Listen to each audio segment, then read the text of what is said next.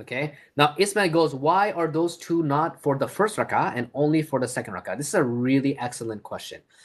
So the logic is, I would rephrase this. Can you also say this in the first rak'ah? The answer is obviously yes. You can. Okay. But there's a logic why it's in the second rak'ah. The first logic is that if you're gonna do one rak'ah, right? If you're gonna shorten your salah, then you should say this there, right? Because you wanna put in everything. But if you're doing two rak'ahs, you have two of them.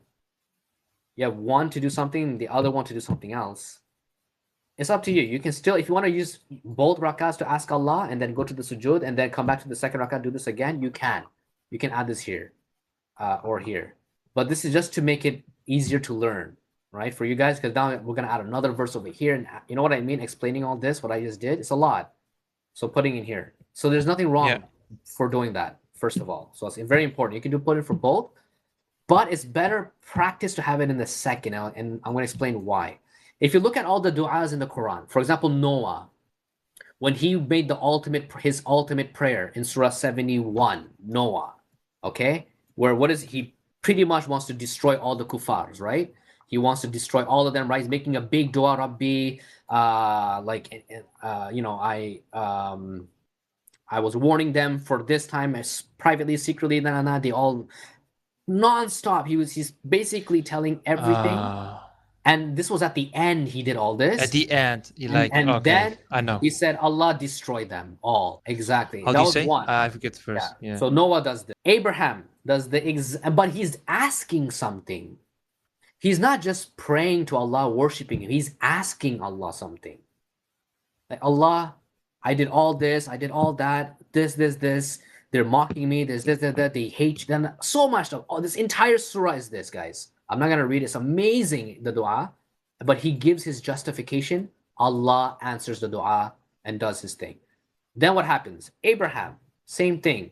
Okay, we go to Surah 35, Surah 1435.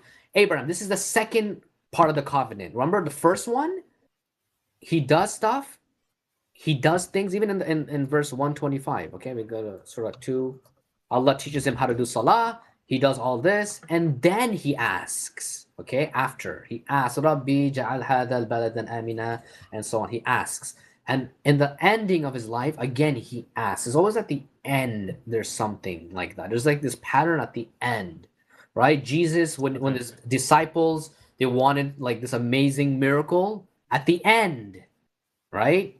He says the dua to bring the al-maida to come down, right? The table spread to come down at the end. So there's this idea at the end. Zechariah, he is old at the last stage, and now he asks Allah to get a dhurriyatan tayyiba, a pure children or descendant. At the end, he's asking it, right? So in other words, what's happening is the first rak'ah is like you're worshiping Allah, you're proving yourself, right? And then the second rak'ah is more like you completed the first. It's like you earn the right to ask Allah something, right? You kind of earn something. And I'll give you one last example. Let's use Moses, okay? The famous Moses. It's one of my favorite verses, okay? Moses is scared. He doesn't want to go to Fir'aun. Okay, so let's go right here. It says, وَلِنُرِيَكَ مِنْ آيَاتِنَا الْكُبَرَى. We're going to show you some of our greatest signs. اذهب إلى فرعون إنه طغى. Go to Pharaoh. He is definitely transgressed all bounds. Then right away, so Musa is scared. Rabbi shrah li sadri. He's asking, my Lord, shrah li sadri, expand my breast, make this, in other words, easy for me. وَيَسِّرْ لِي أَمْرِي, make my command easy. He's asking Allah, right? He's asking Allah something. وَحْلُلْ عُقُدَةً مِّن لِسَانِي, remove this knot that's in my tongue. In other words, he has a hard time speaking. Make it easy for him to speak. And by the way, these are things that you guys should say too, right? Look at this beautiful du'as he's asking. يَفْقَهُ قَوْلِي, they can understand what I'm saying. And then وَجَعَلْ لِي, give him from my brother a waziran, a minister from my family. Harun akhi, he's going to reinforce me with my strength, that he will be my partner in this command. And now he gives a justification He doesn't just say, Allah, give me this, give me that, give me this, give me that, give me this, give me that. That's it. See that Musa doesn't do that.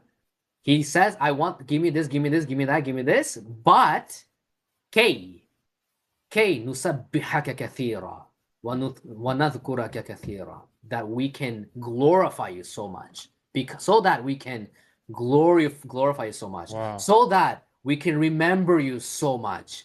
إنك كنت بنا بصيرا. And he gives this unique name of Allah.